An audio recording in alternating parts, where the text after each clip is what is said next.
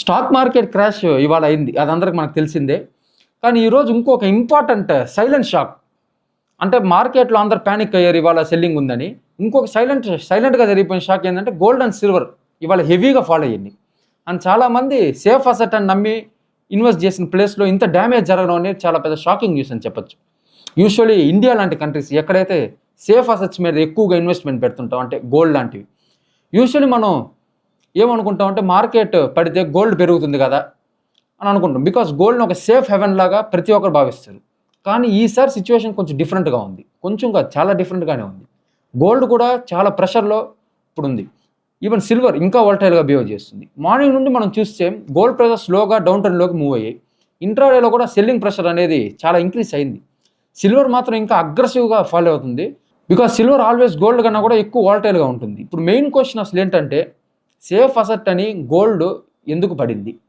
అంటే మనం అందరం కూడా అనుకుంటుంటాం గోల్డ్ చాలా సేఫ్ అసెట్ కదా, తింటూ పెడితే ఏం పెద్ద మనకు రిస్క్ ఉండదు అని. కానీ ఇవాళ ఎందుకు పడింది గోల్డ్? సింపుల్గా చెప్పాలంటే ఫస్ట్ రీజన్ గ్లోబల్ ప్యానిక్లో లిక్విడిటీ క్రంచ్ అయిపోయింది.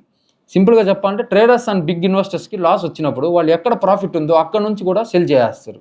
అంటే ఫర్ ఎగ్జాంపుల్ నాకు ఇవాళ ఒక బిగ్ ఇన్వెస్టర్స్ ఉన్నారు, వాళ్ళు ఇవాళ లాస్ తీసుకున్నారంటే వాళ్ళ లాస్ని కవర్ చేసుకోవడానికి వాళ్ళు ఎక్కడైతే ఆల్రెడీ ప్రాఫిట్స్లో ఉన్నారో అంటే ఇలాంటి గోల్డ్ లాంటి వాటిలో కూడా సెల్లింగ్ అనేది చేస్తారు. ఇది చాలా common panic reaction. Second reaction ఏంటంటే strong dollar movement. Global uncertainty టైంలో డాలర్ చాలా స్ట్రాంగ్ అవుతుంది. అండ్ డాలర్ స్ట్రాంగ్ అయితే గోల్డ్ యూజువల్లీ ప్రెషర్లో ఉంటుంది. Because gold and dollar reverse రిలేషన్లో మూవ్ అవుతాయి. థర్డ్ రీజన్ ఏంటంటే ETF selling.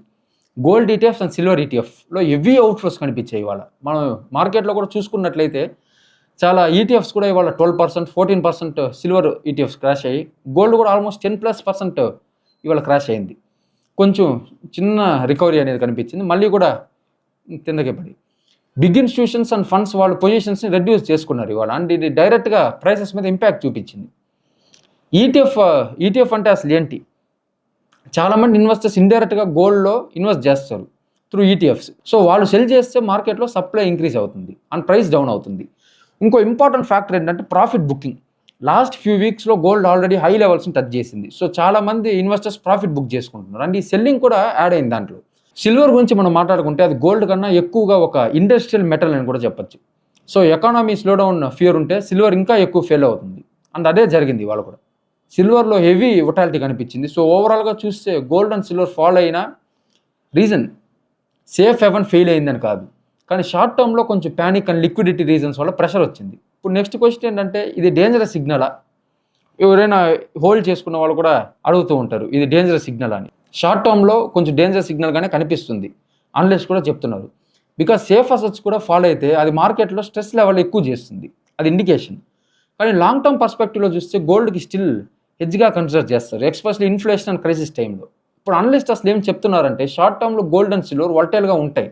ETF flows and dollar movement చాలా ఇంపార్టెంట్. ప్యానిక్ సెల్లింగ్ కామ్ అయ్యాక స్టెబిలిటీ మళ్ళీ రావచ్చు అని. సో ఇప్పుడు బెస్ట్ అప్రోచ్ అసలు ఏంటంటే ప్యానిక్లో డెసిషన్ తీసుకోకండి. ఎస్పెషల్లీ గోల్డ్ ఆల్వేస్ అప్పే, గోల్డ్ నేను ఎప్పుడు కొనుక్కున్నా కూడా సేఫే అని అస్యూమ్ చేయకండి. అండ్ షార్ట్ టర్మ్ మూవ్మెంట్స్ని ఓవర్ యాక్ట్ అవ్వకండి. ఎండ్లో ఒక ఇంపార్టెంట్ లైన్ గుర్తుపెట్టుకోండి, సేఫ్ అసెట్స్ అంటే ఫాల్ అవ్వకుండా ఉండేవి కాదు. క్రైసిస్ టైంలో కూడా టెంపరీగా ప్రెషర్ వస్తుంది. మార్కెట్లో అందరూ ఒకేసారి సెల్ చేస్తే గోల్డ్ కూడా సేఫ్గా ఉండదు, కానీ అదే టైంలో మళ్ళీ వాల్యూ చూపిస్తుంది. సో గైస్ ఈరోజు మనం చూసుకుంది ఒక ఇంపార్టెంట్ లెసన్. మార్కెట్లో ఏదైనా పర్మనెంట్ సేఫ్ కాదు అని ఇవాళ మార్కెట్ మనకు నేర్పించింది.